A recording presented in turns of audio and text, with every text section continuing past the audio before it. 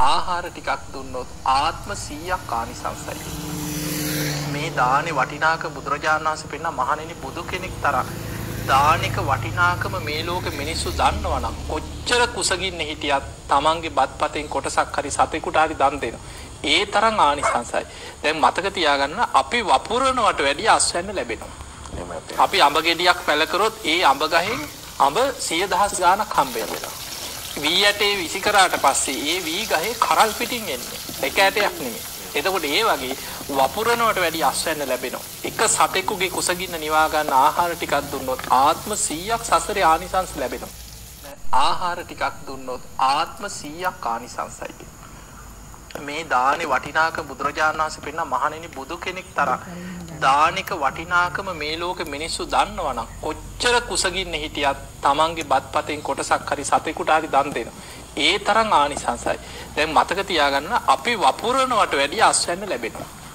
අපි අඹ ගෙඩියක් පැල කරොත් ඒ අඹ ගහෙන් අඹ 100,000 ගාණක් හම්බ වෙනවා. වී ඇටේ විසි කරාට පස්සේ ඒ වී ගහේ කරල් පිටින් එන්නේ. එක ඇටයක් නෙමෙයි. එතකොට ඒ වගේ වපුරනවට වැඩි අස්වැන්න ලැබෙනවා. එක සතෙකුගේ කුසගින්න නිවා ගන්න ආහාර ටිකක් දුන්නොත් ආත්ම 100ක් සසරේ ආනිසංස ලැබෙනවා. වාසනාවන්ත පින්වතුනි අපේ ජීවිතයක මේ පිනක තියෙන වටිනාකම බුදුරජාණන් වහන්සේ අපට දේශනා කරනවා මහණෙනි පින කියලා කියන්නේ සසර ගමනේ සැප ලබා දෙන දේවල්. පුඤ්ඤානි නාම සුඛස්සේතං අදි වචන. පින කියලා කියන්නේ අපිට සංසාරේ සැප සම්පත් ලබා දෙන දේවල්. බුදුරජාණන් වහන්සේ වදාළ මා භික්ඛවේ පුඤ්ඤානම් භායිත මහණෙනි පිනට බය වෙන්න එපා කියනවා. කෙනෙක් සමහර වෙලාවට අපෝ පින් කරපුවාම සසර දික් වෙනවා. මේ පින් කරන්න නම් ඕනේ නැහැ. එතකොට නිවන් මාර්ග දික් වෙනවා. අන්න ඒ වගේ නොයෙක් ධර්මයට විරුද්ධ නැති අදහස් කෙනෙක් තුල මතුවෙන්න පුළුවන්. හැබැයි බුදුරජාණන් වහන්සේ වදාළේ මා භික්ඛවේ පුඤ්ඤානම් භායිත මහණෙනි පිනට බය වෙන්න එපා කියනවා. කවදාවත් මේ පින පුංචි කියලා පිනට අවමන් කරන්නත් එපා කියලා. බුදුරජාණන් වහන්සේ වදාළ පුංචි පුංචි පින හරි ජීවිතේ රැස් කරන්න. දැන් කෙනෙක් කියන්න පුළුවන් ඕකත් මහ ලොකු පිනක්ද? ඔය පුංචි පින කරලා මොනවද තියෙන ප්‍රයෝජනේ? ඕවත් පින්කන්ද? කෙනෙක් ඒ විදිහට පිනට ගරහ කරන්න පුළුවන්. බුදුරජාණන් වහන්සේ වදාළ මහණෙනි වාජනයක ජලයේ බිඳුව වැටිලා වාජනයක් ජලයෙන් පිරීලා ඉතිරිලා යන්නේ යම්සේද ඒ වගේ අපේ ජීවිතයත් පුංචි පුංචි පින හරි එකතු වෙලා ජීවිතය පිනෙන් පිරීලා ඉතිරිලා යනවා. ඒ නිසා පුංචි පුංචි පින හරි රැස් කරගන්න. බලන්න මේ පිනක වටිනාකම ගැන බොහෝම ලස්සන දේශනාවක් මජ්ක්‍ධිම නිකායේ දක්ඛිනාවිභංග සූත්‍රයේ හැටියට සඳහන් වෙනවා.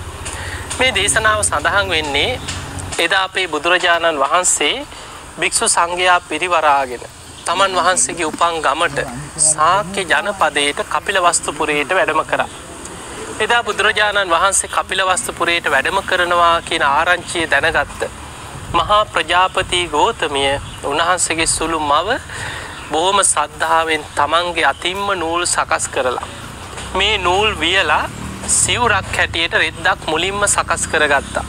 මේවා පඳු පෝලා කපලා මහලා සිවුර සකස් කරේ මම මේ සිවුර බුදුරජාණන් වහන්සේටම පූජා කරනවා කියන චේතනාව.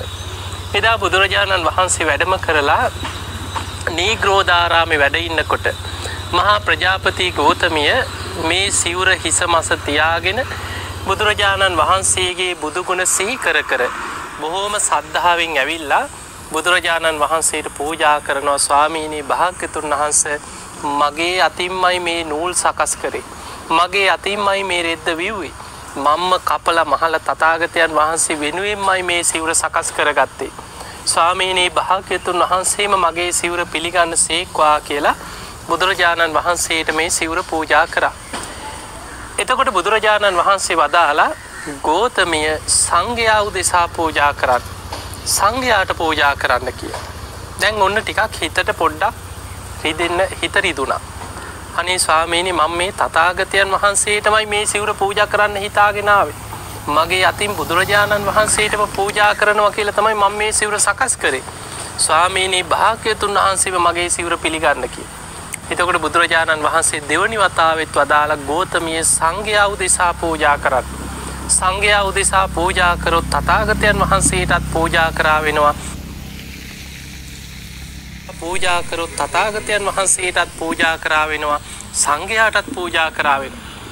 එතකොට මහා ප්‍රජාපති ගෞතමී ඊළඟ වතාවෙත් කියන අනේ ස්වාමීනි එහෙම නෙමෙයි, තථාගතයන් වහන්සේ මගේ සිවුර පිළිගන්න කියලා. එතන වැඩ සිටි ආනන්ද හාමුදුරුවෝ මේ කරුණ අහගෙන ඉඳලා කියනවා ස්වාමීනි භාග්‍යතුන් වහන්සේ මේ මහා ප්‍රජාපති ගෞතමිය තථාගතයන් වහන්සේට බොහෝ උපකාර කරපු කෙනෙක්. තථාගතයන් වහන්සේට බොහෝ උපකාර පිණිස පවතිනවා.